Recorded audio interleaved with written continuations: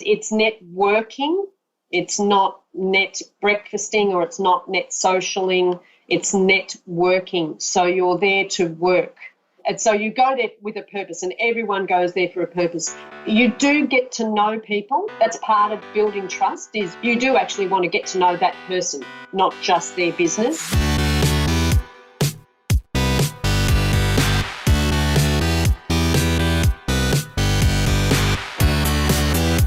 You're listening to The Successful Bookkeeper with your host, Michael Palmer. Listen each week as inspiring guests share their secrets of success to help you increase your confidence, work smarter, and build a business you love.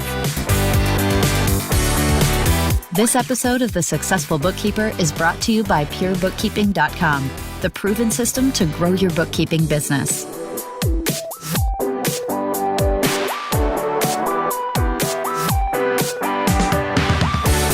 Welcome back to another episode of The Successful Bookkeeper. I am your host, Michael Palmer, and I am so excited to have Debbie Roberts back. She is the co-founder of Pure Bookkeeping, the co-author of the eMyth Bookkeeper, and I'm really excited to be talking about today this whole concept of networking, because I think it's one of the most valuable things that a bookkeeper can do with their time if you're looking to attract great clients into your business. So welcome, Debbie. Thanks, Michael. I'm thrilled to be here. Yes, and we've had you on for a few episodes, and I know we're going to have you on a whole bunch. And I've actually had some questions coming in from our community that they'd like us to tackle on future episodes. So we're going to have you back a whole bunch. That'd be great. Love to be part of it. Yeah, so Debbie, networking, and I know, having worked with you for a while and heard your story, networking is incredibly important. So tell me a little bit and share with the listeners how networking helped you build your successful bookkeeping business. Yes, it was a really important decision I made to join a networking group. When I was first starting my business, the first marketing strategy I used was to tell everyone that I knew that I was open for business. And I've spoken about that before in previous podcasts.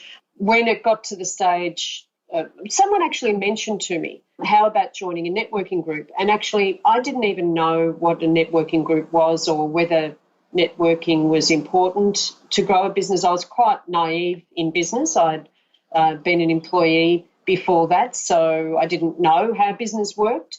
And I'd started doing some research in my local area and came across an organisation called BNI, Business Network International. It is an international organisation. There are lots of chapters here in Australia as well as the rest of the world. And what you're able to do with the BNI is to go along to a couple of meetings and try them out. See if you like the group, if it seems vibrant and it's all happening and there's referrals going and things like that. And you can actually try out a few different groups in your area. When I approached BNI in Australia, there wasn't actually a chapter in my area. And they asked me if I would help start a group in the area. And that was a story in itself, because that took an extra probably at least 6 to 12 months to actually get a group off the ground before we could even start networking. Wow. But I was prepared to commit that time because I wanted something in my area. I knew that if I had other members in my area, that it's likely that the referrals that I would get would also be in my area. Otherwise, you end up travelling all over the place. If you're in another group that's in the next city or something like that, next suburb, you can waste too much time because you'll get referrals in that area. So I wanted one in my own area. There wasn't one, so I thought, let's start one then. And there was a half a dozen of us that were put down our interest, and then we were basically knocking on doors and making calls to other businesses in the area just to invite them along to the networking group. Yeah, it was quite a big job because they won't launch, or at that time and I assume the rule is still the same, until there's at least 12 members. The more members you have in the group, the more dynamic it is, the more stuff happens, the more referrals go around. It's got an energy of itself. So when you're looking at a networking group, you don't want just a half a dozen people. That's not enough to make it happen. You need something and there's people chatting and they're handing out business cards and they're inviting guests to come along. It is a commitment. BNI is a commitment. It's a weekly meeting. It's usually at breakfast or for breakfast around about that time. And you're also expected to meet with each of the other members outside of that breakfast. They used to call them dance cards. I don't know if they still do that now. One-on-one coffees, if you like. And the purpose of that is to really start to get to know people. Like you go to the meetings and they go for an hour and a half or 2 hours by the time you do your networking and what have you. But you don't really get to know people in those meetings. It's like getting the business done, the business of introducing yourself and handing out referrals and what have you. When you meet with each person separately for a coffee somewhere at another time in the week, that's when you start to get to know people. The referrals generally don't start from day one. Referrals, as with referrals to anyone at any time, you usually refer someone that you trust. So it's a piece of your reputation. If you're going to refer someone, you're saying, look, you can trust my word on this. I'm referring this person. So there's a little piece of you that goes with each referral. So if you don't know that person, then you don't know if you can trust them. Can you actually give your word that this person's going to do what they say? So the purpose of these one-on-one dance cards is to actually find out about the other person, the other member, but also to convey your message and your unique selling point and your integrity and who you are and what you're going to do and your service offering and that sort of thing. Yeah, it's so lovely.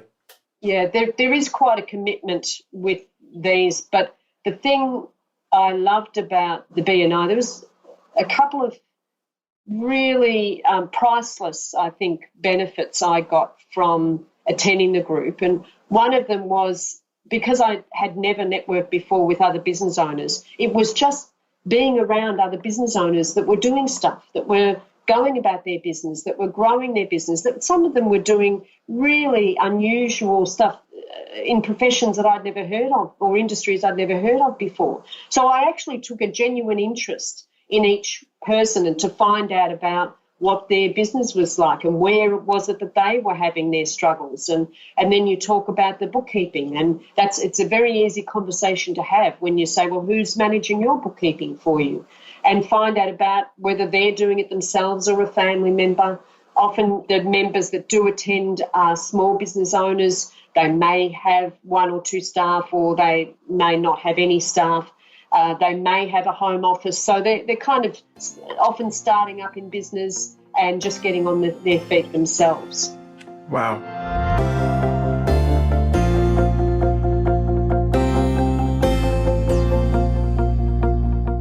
You've said a few things, Deb. I've got to point out some things that I think are just absolutely, I want the listeners to soak deep into their psyche here. Number one, sort of moving backwards, I think you mentioned you had a genuine interest in those businesses. I want to give everybody permission to just get curious about other people's business, because as a bookkeeper, that's the whole bit. To drive value, you've got to be interested in what they're up to, where they're going, and how it works. I mean, that's only just valuable. So it's this whole concept of being curious, which I think is got to be one of your superpowers, Deb, for sure. But as well, this whole concept of the group that you built, I always say that any group, any networking group, it's not about the group per se, whether BNI or the Chamber of Commerce or a group that you just put together. It's really about the people that are in that groups. And you said, that you actually worked with a few other people to build a specific group of people that would be able to make this fly. And as well, there were people that you got to know and that it was a lot of time. And that's that investment of time that I think is so critical. Like if we think about friends, Our best friends that we have in our life are ones where we invested the most time, simply because and usually it happens when you're younger, right? You have more time, you're at school and you're doing different things, but you're investing time in getting to know who they are, and they're spending time getting to know who you are. And so this investment, it is an investment and it is a lot of time, but if done right, it's extremely valuable. And like you're saying, there's some absolute gold in there. So I think it's really interesting, your journey of how you created all of that. Yeah. Look, and I think the other unexpected benefit that I got from these meetings was confidence. Remember that I had been an employee and I was just starting my business, and I really didn't know what networking was, and to get out of my comfort zone and go and actually meet with people and talk about them and find out how do you actually draw information from people. And then at BNI, you need to stand up. Every member gets to stand up and do what they call a 60-second infomercial, which is basically your value proposition, what it is that you are offering, what it is that you do in 60 seconds, and what is a good referral for you in that particular week. And you need to be able to create different messages each week. So you've got to find a different way of saying what else that you do that is going to resonate with a person for that particular week. So to actually stand up and do a little, and was only a 60-second infomercial, but to do, in my view, a little bit of public speaking was absolutely terrifying. And to find different ways to articulate what my message was, that was another stretch to go, okay, what is it that I'm going to say this week about my business that's going to educate the other members here about that? So the confidence to get up and stand up and say that. And then probably about, depending on the number of members, maybe twice a year, you're actually required to do a 10-minute presentation. And that was absolutely terrifying for me, to actually get up and once again, public speaking, but at the next level. And the preparing for that and the confidence, and that was definitely facing my fears and pushing through that and coming out the other side, and it all working out really well. That was a great confidence builder for me. It was an unexpected benefit. Yeah, that's really, I think, a great point to take away, is it's not just about going and getting a bunch of referrals. That's not how it works, right? It's not a place to go and say, oh, I'm just going to go over there and get some business, because I know BNI and the philosophy, I love the philosophy, it's givers gain, is that you're going there really to help other businesses be successful by getting to know who they are and finding opportunities for them and referring those people. Now, you don't refer people that you don't think are good people to refer to. That's that's not the point of it, right? But you got this added benefit of the confidence and really getting a whole big group of people to know what you're all about and what your business is all about. But I have heard people say, they tried BNI and they didn't get any value. They didn't work for them. What do you think the roadblocks are for people with BNI? I think one of the first roadblocks is that people expect something to happen immediately. Or when I say immediately, like in the first 2 or 3 months, they're saying, well, why haven't I got a referral yet? There is no time frame to that. It's persistence and patience. You just keep going and keep doing it. I actually like the analogy of sowing seeds. Every person that I meet, every referral I give, I'm just sowing a seed. I have an expectation of receiving something, but I don't know when or where that's going to pop up, but it always does. And it often surprises me where it does pop up, because it is an investment as well. You've got to pay for the membership, and then there's the breakfast, and you definitely need to be tracking all of that, of what your costs are, which includes your time as well. Keep a detailed track, whether it's an Excel spreadsheet or some other online program, of where you're spending your time and how much it's costing you as an investment into your business. and work out how many referrals you would need and what type of referrals you would need to cover those costs.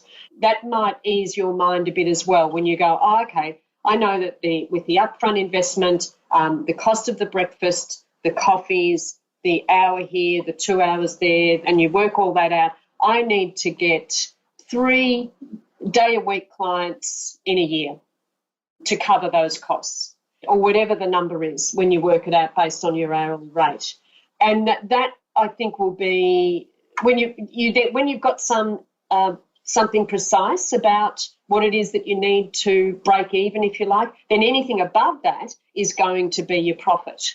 Don't expect it all to happen within a few months. It can take much longer than that. It could take up to 6 months before you start getting referrals. But I tell you, once you do start, it's like the flood. You let go the dam wall. They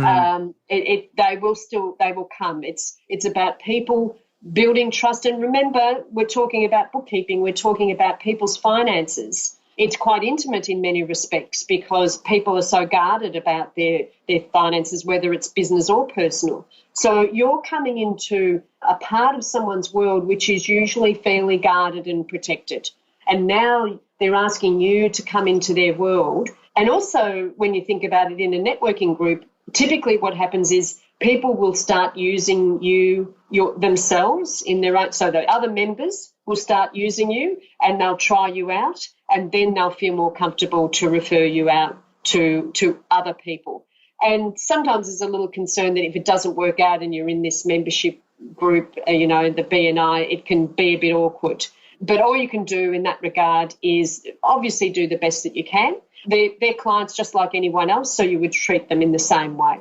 Yeah, that's great. It is interesting. There's lots of different businesses in there: insurance, banking, legal, coaches, accountants.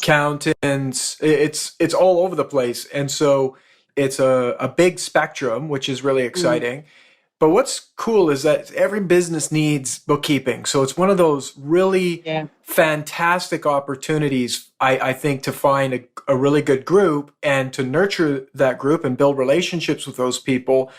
I think it's in my mind, it's a no-brainer. If a bookkeeper is really serious about growing their business, this is one area that you have to find and invest in. Yeah. Now, talk a little bit about this. How do you know if you've found a good group of people? It's an energy about the group, I believe, because I've tried lots of different groups before I realised that I wanted one in my area. And you'd know it yourself when you go into, well, look, even if it's a social event, you go into a party or something like that and the energy's kind of down and it's all a little bit quiet and people are not really engaging and things like that. And then you go into another group where it's all happening and people are having exciting conversations and they're happy and laughing and interacting with each other. It's a feeling in the group. I can't be more specific than that, but you can sense it about this group. It's how you're welcomed into the group, being introduced to other people, how enthusiastic they all are. And as I said, you can go to a couple of groups and test this out. Also look at the other business categories that are in the chapters that you're visiting. What you get are little clusters within the membership base as well that often refer to each other. So a little cluster would be an accountant, a bookkeeper, a financial planner, a business coach you mentioned, Michael. The reason I say business coach is because they obviously are dealing with clients and are trying to advise them about their business, and often the clients are in a financial mess and the business coach can't advise them about what decisions to make because they don't know the numbers. So business coaches are a good source of referrals. And if you get these little cluster groups, then you can find referrals for these people. They just whiz around then. It's much easier to find referrals.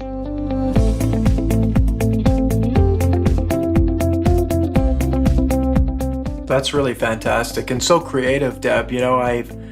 I am a business coach and have been for a very long time. And just to hear it put that way as a cluster for working. Like you get the accountant. We've talked about it. It's in one of our previous episodes about the relationship with accountants. But the business coach is a really interesting one that I don't think I've fully thought about, and I like it.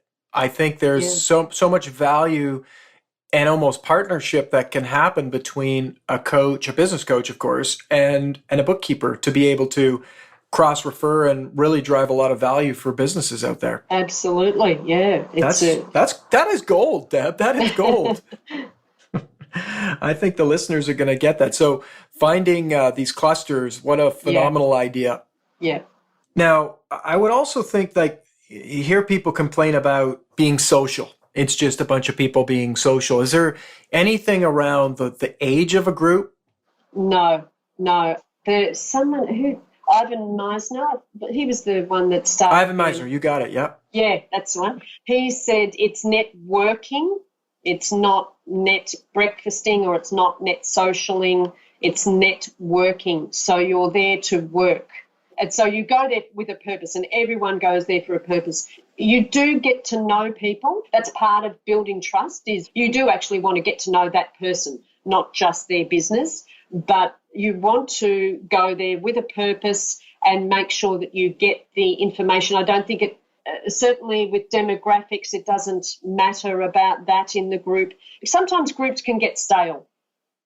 That definitely can happen. Yeah. And I changed my group after a couple of years, after 2.5 years, and went to another group for another couple of years because I felt like I was getting stale. I just felt like I needed to hang around with some different people. I don't know. I just felt like I was getting stale, and I moved to another chapter. So if you are in a chapter for a couple of years and you feel like, oh, B&I now, I'm a bit tired, or it's a bit of an effort, so you start making excuses about why you don't want to go. And maybe instead of not going, maybe the choice is to find another chapter and go in there fresh. It's just like starting all over again. Could you then just start the whole process, only you'll be that much more experienced. Wow. I like that concept of when you feel like you've gotten stale to find something new. I think there's something else there that I hear as well, is that it is an intention that you have, and it is a very powerful intention that you're going there to be successful.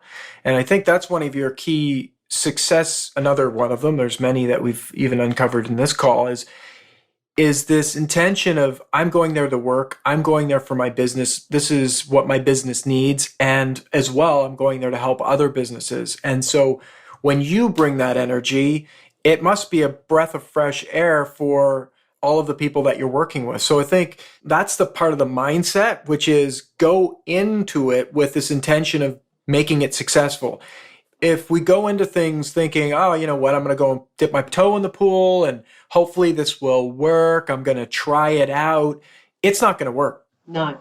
The language you used is, I'm going there to work. I'm finding a group that's fresh, that's going to make this happen, that's going to build relationships with all these different people in the community, and it's going to be successful, and it's going to make me successful, and I'm willing to invest the time because I know I'm going to be successful. Yeah. That's fantastic, Deb.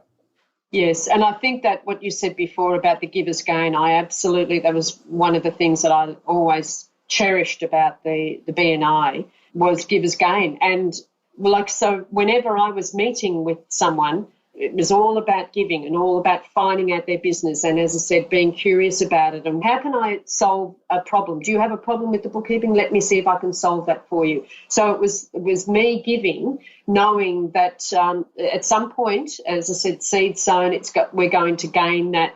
It will pop up somewhere, a referral will pop up, you'll get a client. You just keep doing it, and you do it often enough, and you do it with enough passion and commitment to benefiting the other members of the group. You cannot avoid but gaining from that. It will just bless you in so many ways.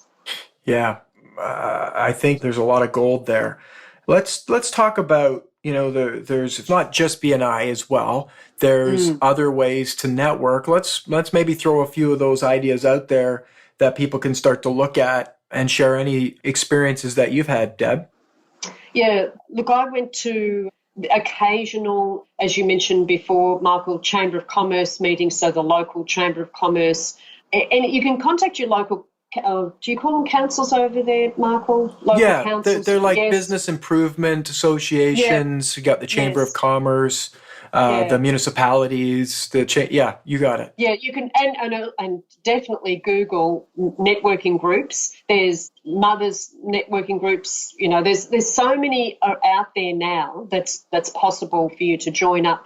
There's two things. The one is, yes, BNI, there's an investment, a financial investment up front. There are other networking groups that you can just turn up and do that, but they may only meet once a month. Now, the downside to the other types of meetings is that they meet irregularly, or it might be once a month or something like that. One of the benefits of BNI is that you get to know people a lot quicker because you're going every week.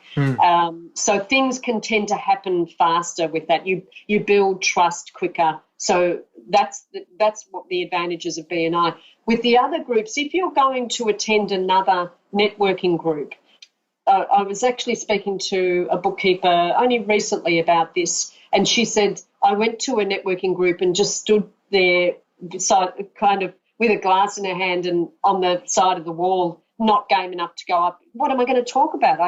She was really nervous about just meeting with people. And I said, just go up to someone, anyone that you think looks like someone you'd like to meet, and just say, hi, this is me, this is what I do, what's your name, what's your business, and then ask them questions about their business. And be inquisitive, be curious. As Michael said, I'm a very curious person. I want to know about other people. So don't go to these networking groups with the aim of, I want to get a referral from this group. It's about finding out about that person that you're talking to, finding out, let your brain tick over as they're speaking. Is this someone that sounds like I'd like to do business with? Is this in an industry that I'd like to work with? Then you can feed in at some point about how do they ask that question, how are they managing their bookkeeping, who looks after that for them. That will either be an absolute disaster because they're not coping with it at all, and then you can share business cards. Or they'll say, oh, no, my bookkeeping is all under control, I've got a fabulous bookkeeper. But you've found out about their business, you've taken their business card. In any case, I always take a business card of those people that I meet. But you're finding out, have them do most of the talking. You do a little bit about your business and this is what I do, but get the other person to do the talking. And make sure sometimes there's networking groups with accountants as well. They can be very useful, but make sure that you find out about their business, get them talking. Again, use the same strategy. Ask them the question, do they have trouble finding good bookkeepers? That's a fabulous leading question that you could ask any accountant, and make sure you get their business card. In those networking meetings that are irregular or only once a month or something like that, you take as many cards as you can, meet as many people as you can, and always follow them up the following week with an email or another phone call. If you think there might be something more to that, give them a call and just say, hi, we met last week. It was fabulous. I thought I'd follow up. You mentioned that you were having trouble finding good bookkeepers. I'd love to make a time to meet with you. And that goes into the conversation that I had with Michael that we had with the previous podcast about meeting with accountants. Yeah.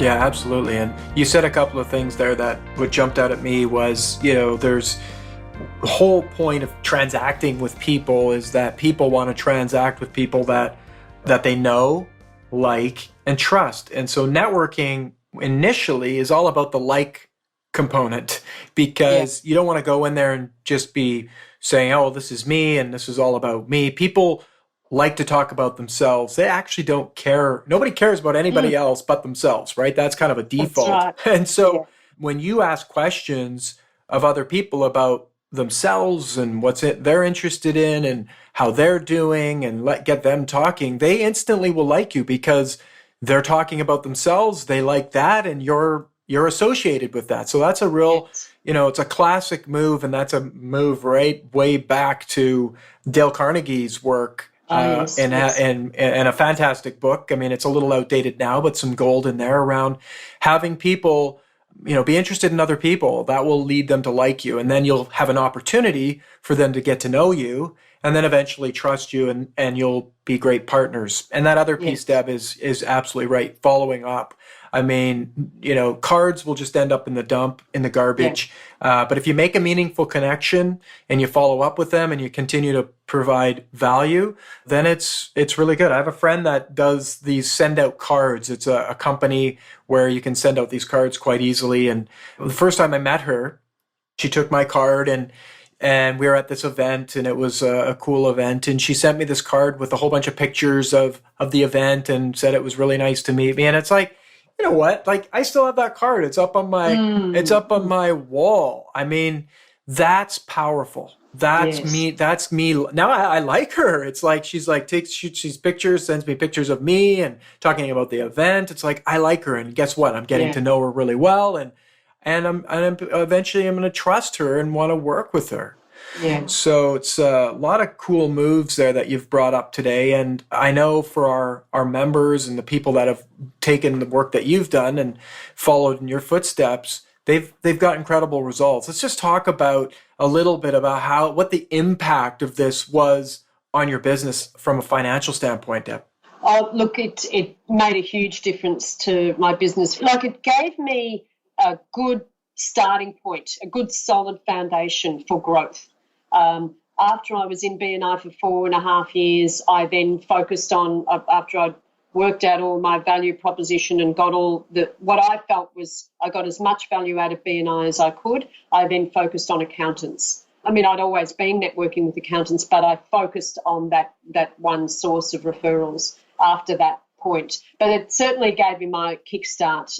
Took me from being a sole trader and working on my own to being able to feed other bookkeepers. I started to bring in other bookkeepers at that time while I was working in the networking group, and really gave me a good kickstart to the next stage. Beautiful. I mean, it's fantastic. I mean, I know some people that we've worked with, this is their whole business, is just BNI. So BNI, and primarily, I mean, there's other networking groups that, as we mentioned, that have worked, but that's the one I just want to point out something. BNI, there's an investment that you have to make. It's a cost. I mean, obviously the lunches and the breakfasts, you got to eat somewhere, right? So I don't even take that into consideration. Yeah. It's your time, and you're paying actual money to belong to this group. That's important, because what that does is it puts skin in the game for everyone. And when there's skin in the game, when you pay for something, it puts a certain amount of energy into something that will come back to you in equal value. I mean, life is a mirror. It gives back what we put into it.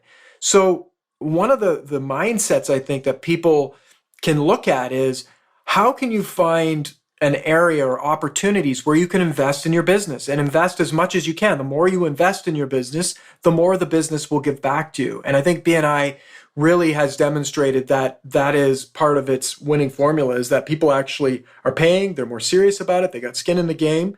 And so I hope people will get that's a bonus. If something's free, guess what? You're going to get free out of it. And you're putting a lot of investment of your time into it. You want to make sure that it flies. So that's my take on paid. And I mean, I've belonged to call them masterminds, but they are a part of getting to know other people in the industries. But I've paid $10,000 a year to belong to these, even more in some cases when you start to look at some of the other things that we had to pay for. And so it's like a tenfold that I got back from belonging to those groups. So the more you invest, the better things that you invest in, it will just come back to your business, as long as you're making the right investments and you're following through.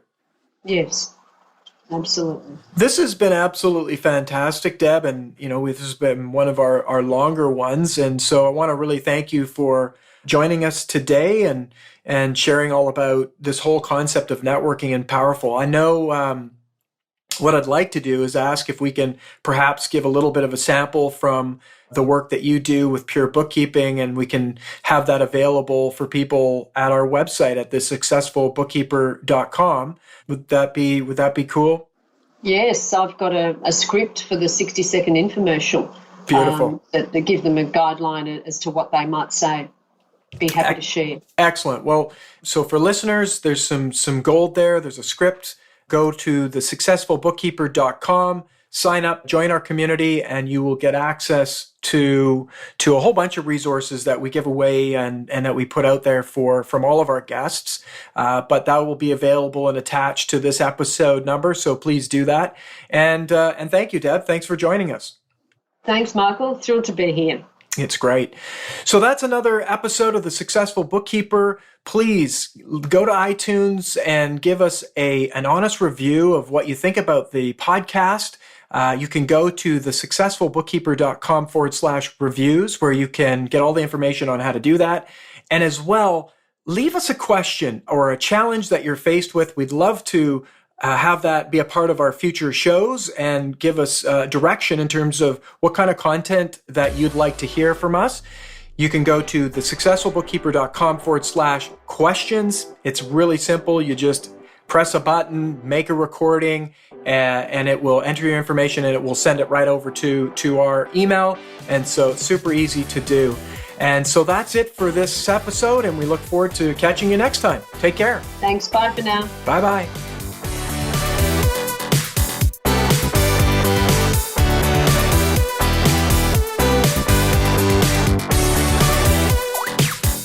You've been listening to The Successful Bookkeeper with Michael Palmer. For more information and to download the resources mentioned in this episode, please visit us at thesuccessfulbookkeeper.com. Thank you for listening.